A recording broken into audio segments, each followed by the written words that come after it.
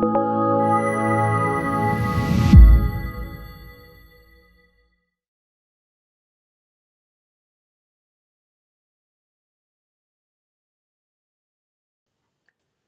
I'm Jacob Hornberger, president of the Future of Freedom Foundation. This is this week's issue of the Libertarian Angle, the show that brings you the Libertarian Angle on what's going on in the world. And if you want to get more information on the kind of work we're doing for libertarianism and to advance liberty, come and visit us at fff.org, where you will be treated to a weekly article by my co-host, Richard Ebeling, who's here. Richard, good to see you again. Good to be back with you, our viewers, our listeners. All right, Richard, in all the times we've been doing Libertarian Angle, I don't think we have ever discussed the concept of eminent domain. And I figured, okay, it's now time to give the Libertarian Angle on eminent domain. So what is eminent domain? Well, it's a power that the government has at all levels, federal, state, and local, to take away people's property. Now, we're generally talking about real estate, but the condition, as the Constitution requires, is that it has to be done with a public use in mind, and it has to be done with compensation. Now, let me start out this discussion by talking about the U.S. Constitution, because there really is an anomaly here, and I've always felt that there was an anomaly with respect to this particular power. As you know, Richard, the Constitution brought into existence the federal government with the idea that its powers were limited. It was a phenomenal experiment in political theory and in a very real practical sense, that the American people were very leery about this proposal that was coming out of the Constitutional Convention, that they had been operating under the Articles of Confederation for some 13 years, with the federal government having very weak powers. I mean, a lot of people don't realize that the federal government didn't even have the power to tax under the Articles of Confederation. So when they go into the Constitutional Convention, it's all these secret sessions. It's with the assumption that the articles are going to be modified because some problems had arisen with their operation.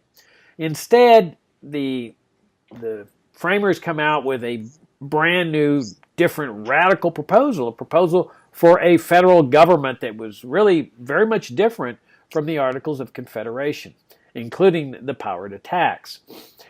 But the idea, what people were saying, no, we're concerned this is a government that'll turn tyrannical like all governments in history have. It'll ultimately acquire the power to kill us without due process and to torture us and inflict cruel and unusual punishments and punish us for speaking out or our religious views. We want no part of this. And the answer was, no. This is a government of limited powers.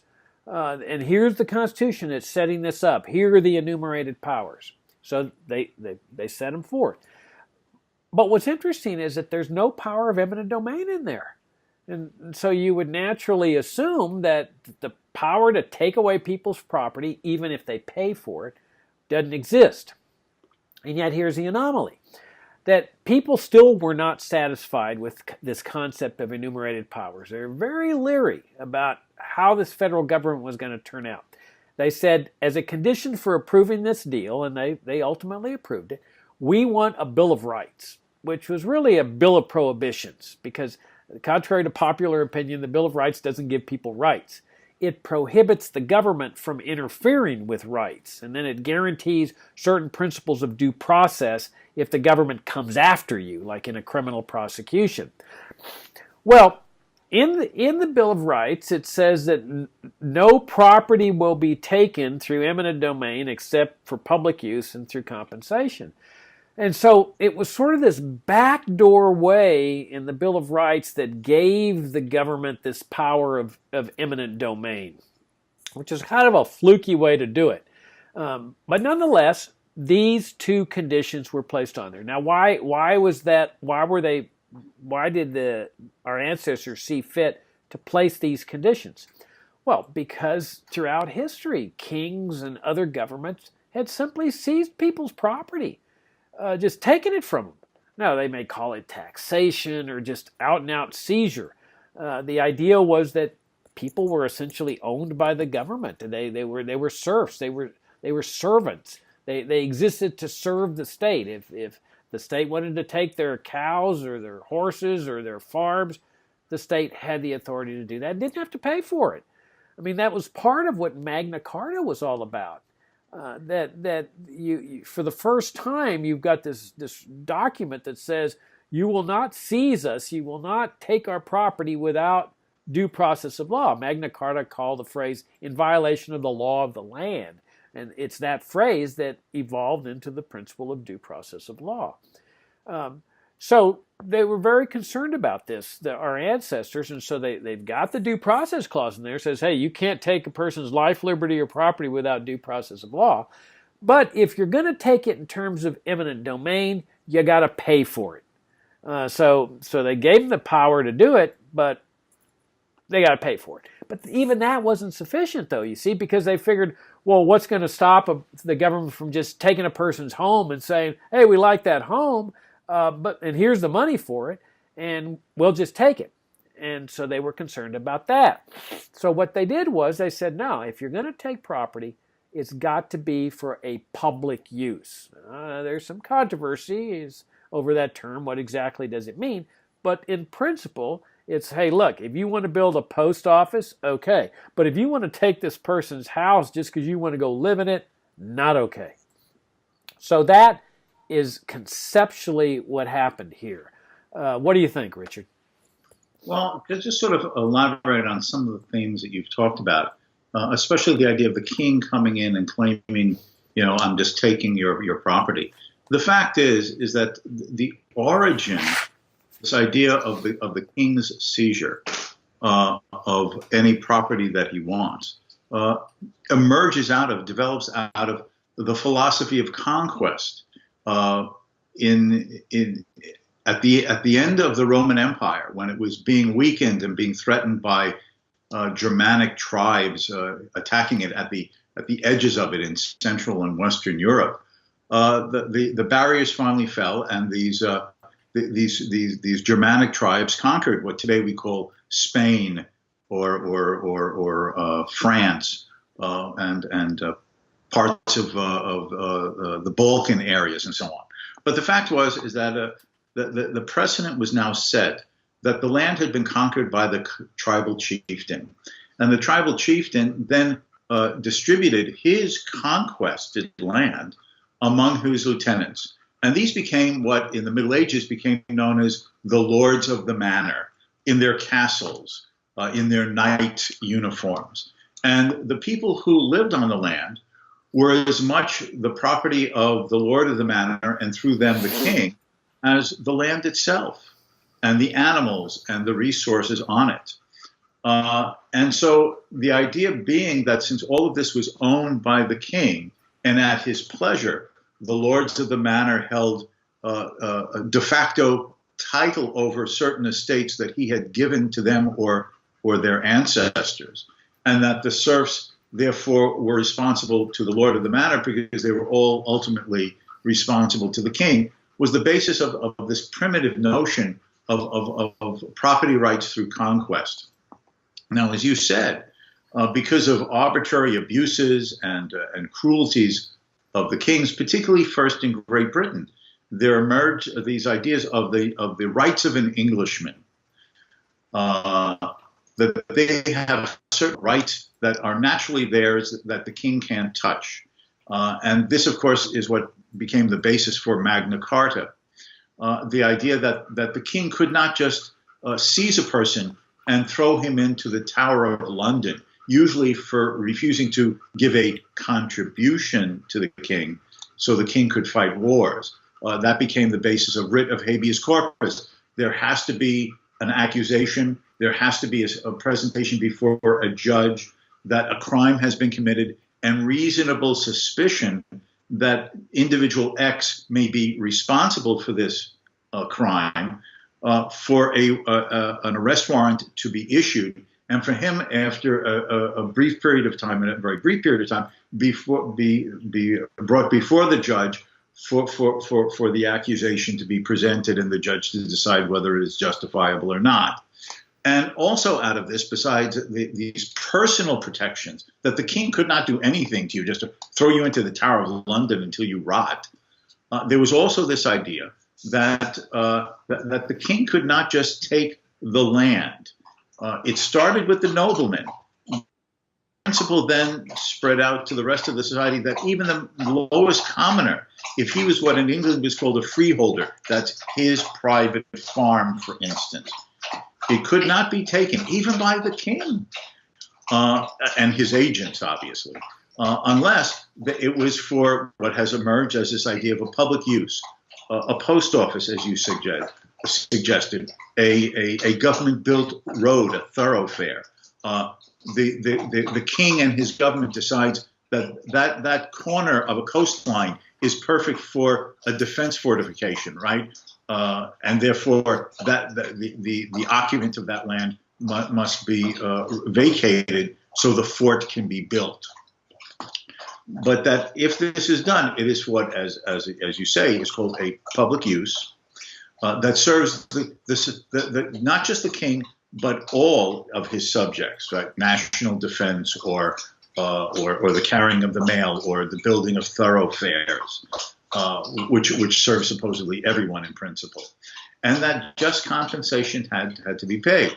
Now, as you were also saying, there's often been an ambiguity as to what is just compensation, and various levels of government have developed formulas for trying to base what a property is worth on fair market value, usually by some method like if you're putting your personal house up for sale, an appraiser comes in and based upon what, quote, similar properties have been selling for in the general area, therefore what should be viewed as the base price that would be reasonable for you to ask and a buyer might pay.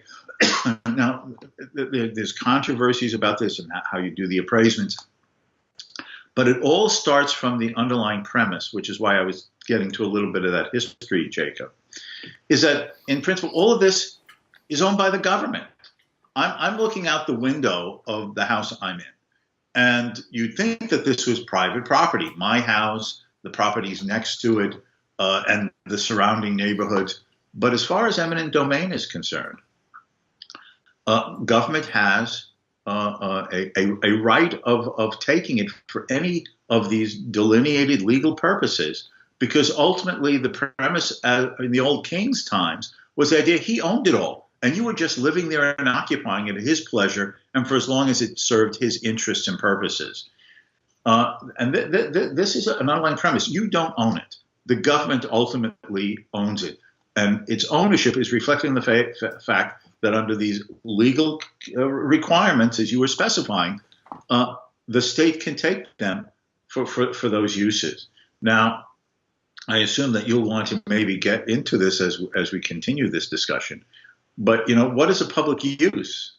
And the most famous recent case, by which I mean over the last, 10, 15 years, is what's called the Kelo case in New London, Connecticut, where the local municipality decided that there were some older homes near the harbor that were not generating very much tax revenue and were just private homes by mostly some families of elderly people, and that it would serve the community better and would generate more revenue for the local municipal tax coffers if this land was transformed into business and retail development.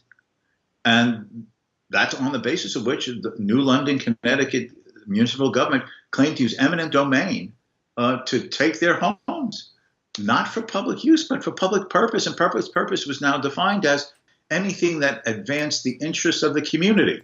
Of course, the great controversy and egregiousness in the eyes of many was that it wasn't just taking a piece of private property because you need a fort on the coast, national defense for all of us, building a post office. Don't we all want to get our mail delivered? A road. Well, I might need to get to work. Or what if an ambulance has to come to my house? That's benefiting all of us. At least that's the rationale. But now what was being done is that a piece of private property was being taken by the local government, not for such a public use, but what we now came to call a public purpose, that is enhancing the value of the land to generate income and revenues in that community, and therefore taking one person's private property to be redistributed by the local state to another private owner at the pleasure, purposes, and interests of the local community government and those to whom it was working hand in glove. Of course, I went to the Supreme Court, and the Supreme Court didn't touch it because it said that whatever the merits of the case, this was a state issue. It was a state issue, not a federal issue. But the fact is that there's the issue, does land ultimately belong to the government, or does the government ultimately have an infinite lien on it for its defined purposes? And what happens in these cases when the government defines a public use as really, whether they use the term or not, a public purpose, as the coastal town of New London did in Connecticut?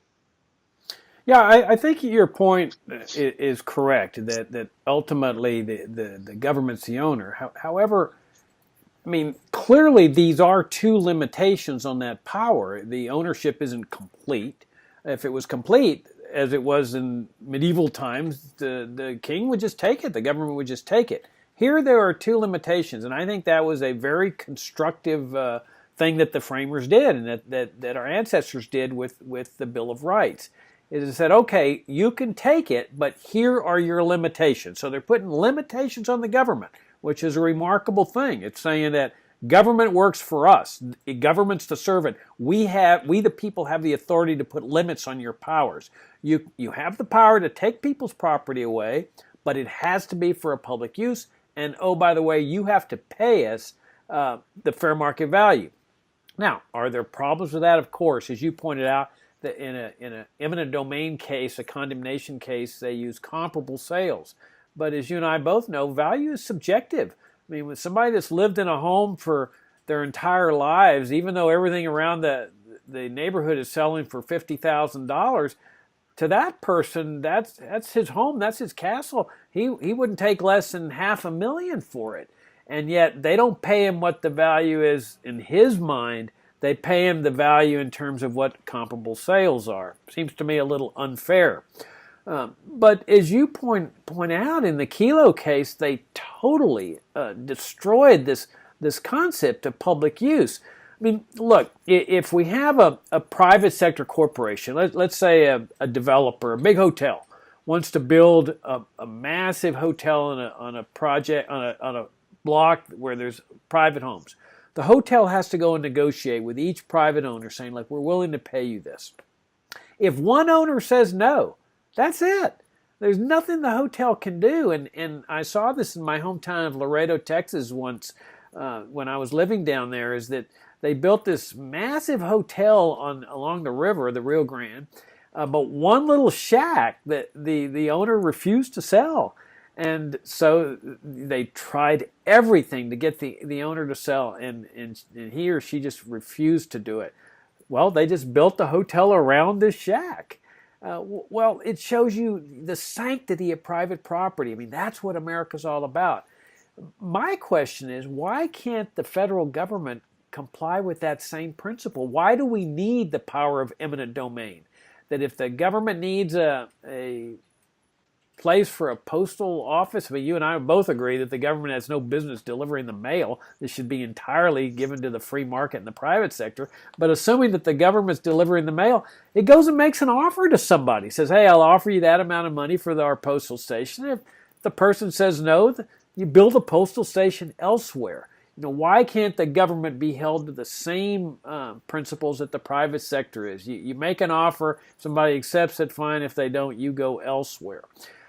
Because if you see in the Kelo case, I mean, they totally emaciated this principle of public use. It's clear that our ancestors meant, hey, if you need a postal station, or you need a military base, or you need a road, okay, then go ahead and do it. This is a public use.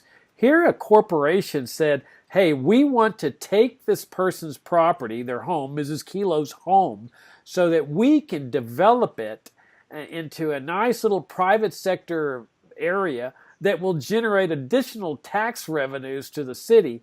And therefore, the courts held, oh, well, that's a public use then. Because even though you're using government force to take this person's property to give it to another private sector person, a developer, it's public use because it's generating additional tax revenues. Well, that's ridiculous. That's clearly not what our ancestors had in mind when they sort of implicitly through the back door gave the federal government the power of eminent domain. And the same principle, by the way, applies on the local level, the state and local level, that the principles of eminent domain apply the exact same way. And I think the Kelo case was a state taking, but the principles are still the same. It has to be for a public use, and it has to be for compensation. So my question is, Richard, why do we even need the power of eminent domain? Why not just get rid of that power and let the government operate the way the private sector operates? I agree with you. I just, if I can add about the Kelo case, there was one positive side effect of that bad act, and that was it became so widely known through the media and caused such an emotional anger and backlash on the part of so many Americans that in a number of states there were pressure on state legislatures to tighten the laws, narrowing the circumstances and conditions and rationales for such a taking by either the state government or the municipalities under their jurisdiction. So that was a slight silver lining in a bad situation for those people in New London, Connecticut. The other thing is I would just amplify your last point. Why? You know, they say fair market value, and as you were saying, and as I was trying to explain, what this means in fair market value is, as I was saying, an appraisement. You know, if you put up your house for sale, what are comparable properties selling for in the general neighborhood that have recently been bought and sold? And that's sort of like the starting price. Now, let us suppose that the owner decides, that is the person who's possibly going to sell his own, gets the appraisement. He has several options, does he not? He could say, you know what? I don't think my house is worth that little. Whether I'm doing it myself or through a realty agent, my minimum starting selling price is price X plus 3, that is above the appraisal price that the realty agent or someone else had provided. Or if someone comes along and says, you know what, X plus 3 is not what I'm willing to pay, but I'd be willing to buy your house for either X or X plus 1. What can the homeowner then do? Either accept or refuse. He can choose to keep the house, not to sell it, either to continue to live in it or to rent it out or to leave it just vacant and just cover whatever costs may be connected with just owning and maintaining a property, even if it is unoccupied. But he has that choice to either accept the price or not accept the price. The same way you and I can be offered a salary by an employer, and we can either accept it for our hire or say, you know, I think my labor services are worth more, and you walk away looking for hopefully a more gainfully paying employment. The fact that the government can force a sale upon you, whether you agree with their estimate of what the sale price is worth, is an unbelievably egregious violation of the principle both of private property and freedom of association in the form of mutual agreement in any trade or exchange. That's what itself, that is those fundamental principles, a right of property and freedom of choice in all acts of association, that should be viewed as an insurmountable barrier to even believing in this principle of eminent domain. And therefore, in the best of all classical liberal and libertarian worlds, hopefully a world in which someday we will live closer to, and will have introduced the reforms that establish it in a more clear and an exact manner for the freedom of people. One of the things that would have to be, in my opinion, reformed away would be the notion of eminent domain.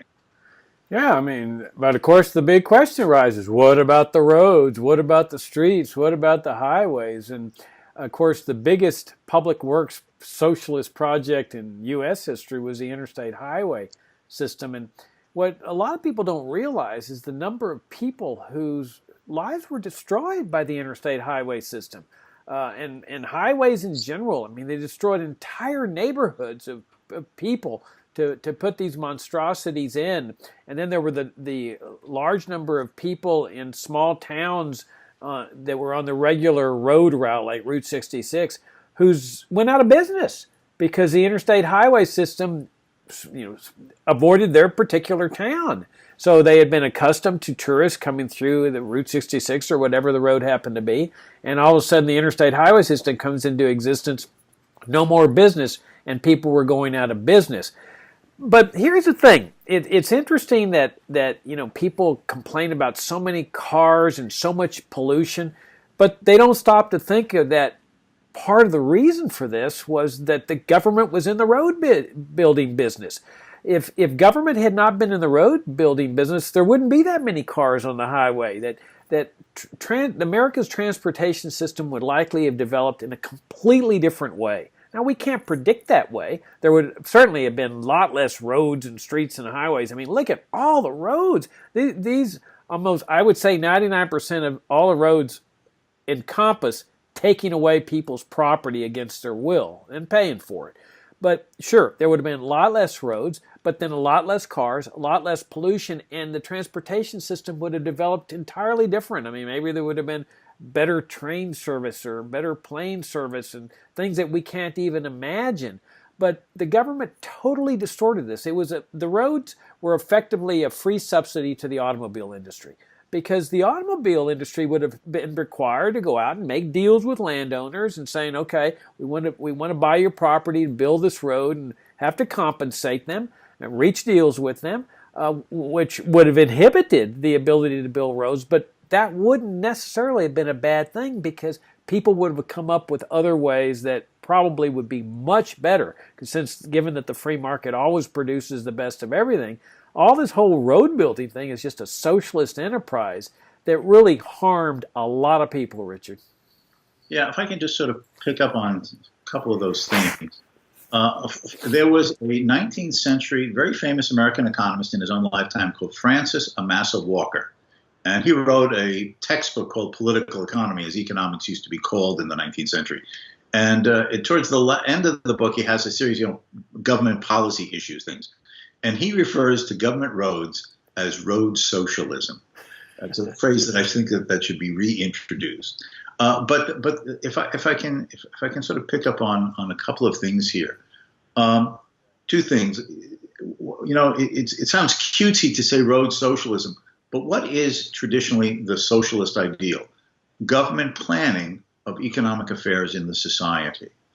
And since government has taken over virtual monopoly duty and responsibility for the building of roads, whether it be the interstate system, as you were emphasizing, or municipal roads or county roads and so on, state roads, it's basically the government central engineering where roads will be located. In other words, government is planning the layout of transportation, which then influences the location of businesses, residences, shopping areas. So the government laying out the road infrastructure influences the development of entire communities, of course, matched by their zoning rules.